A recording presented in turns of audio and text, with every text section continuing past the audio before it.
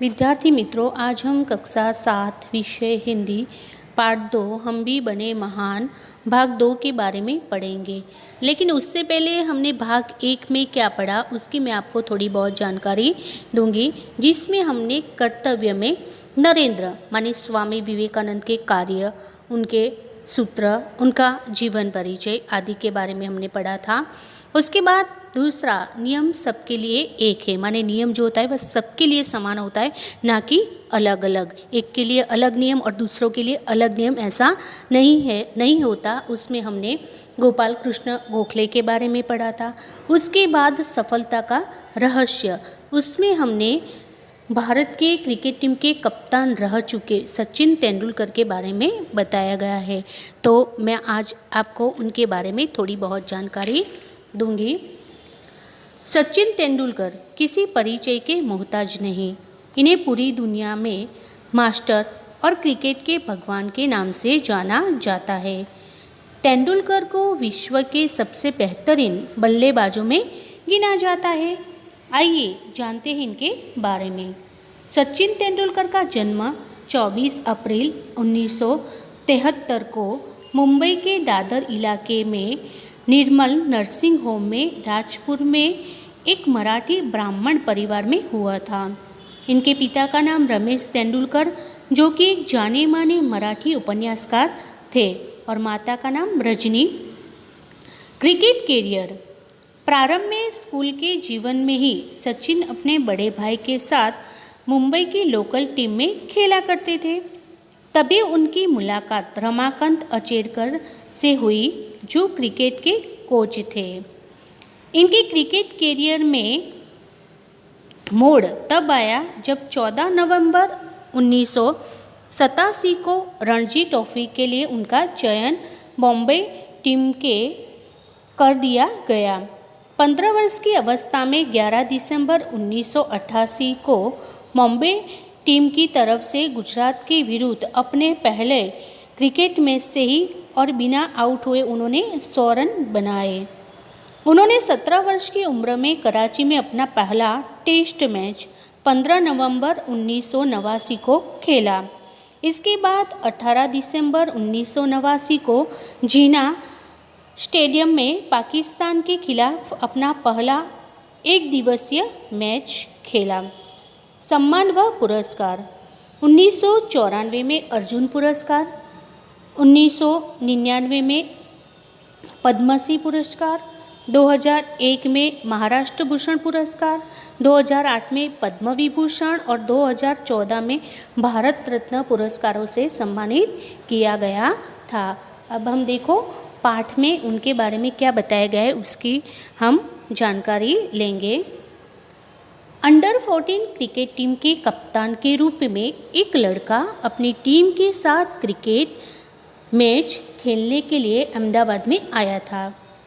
उसकी team 5 star hotel में ठहरी थी। सुबह उठते ही पूरे कोच मैनेजर के साथ अल्पाहार के लिए तैयार थी। अल्पाहार माने नाश्ता।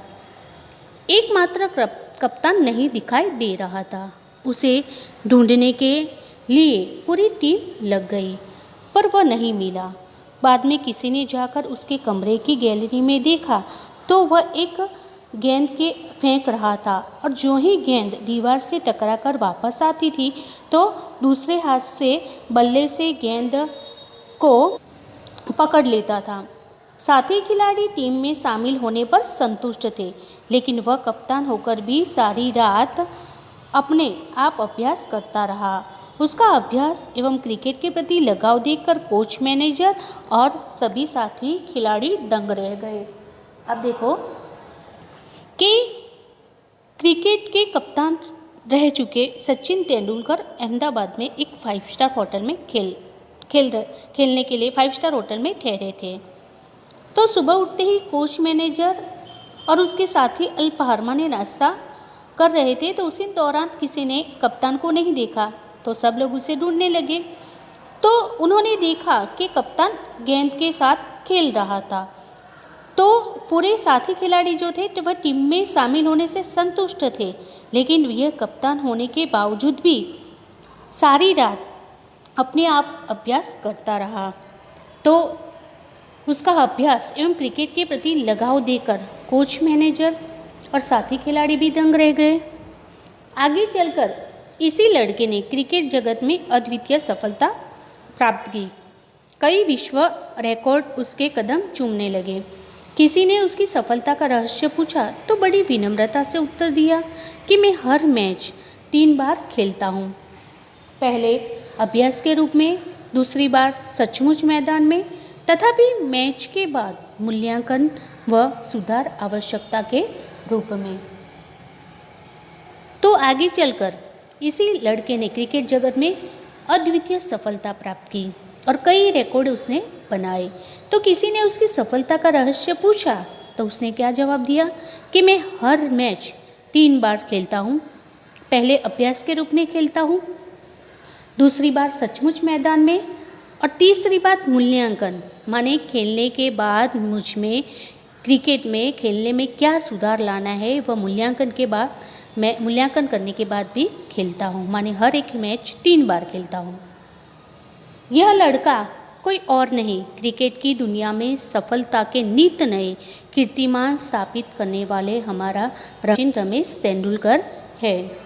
सचमुच एकाग्रता, अविरत अभ्यास, कठोर परिश्रम एवं लगन ही सफलता के आधार है। तो ये था परिचय। अब हम आगे प्रामाणिकता के बारे में पढ़ेंगे।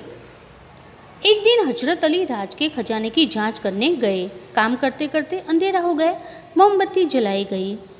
कि एक दिन हजरत अली राज के खजाने की जांच करने के लिए जाते हैं तो अंधेरा हो जाने के कारण उन्होंने मोमबत्ती जलाई। थोड़ी देर बाद 2 सरदार अपने निजी काम के लिए उनके पास आए। हजरत अली ने उन्हें बैठने के लिए कहा। हिसाब की जांच पड़ताल पूरी हुई। हजरत ने मोमबत्ती बुझा दी और मेज के खाने में से तो हजरत अली ने वह जो मोमबत्ती थी वह बुझा दी और दूसरी मोमबत्ती जला दी। तो ये देखकर 2 सरदार भी आश्चर्यचकित हो गए कि भाई उन्होंने ये मोमबत्ती क्यों बुझा दी और दूसरी जला दी। सरदारों को ये देखकर बड़ा आश्चर्य हुआ। हजरत अली ने एक मोमबत्ती बुझाकर दूसरी क्यों जलाई, यह सरदार न समझ सके। एक सरदार ने बड़े विनय से हजरत अली से पूछा।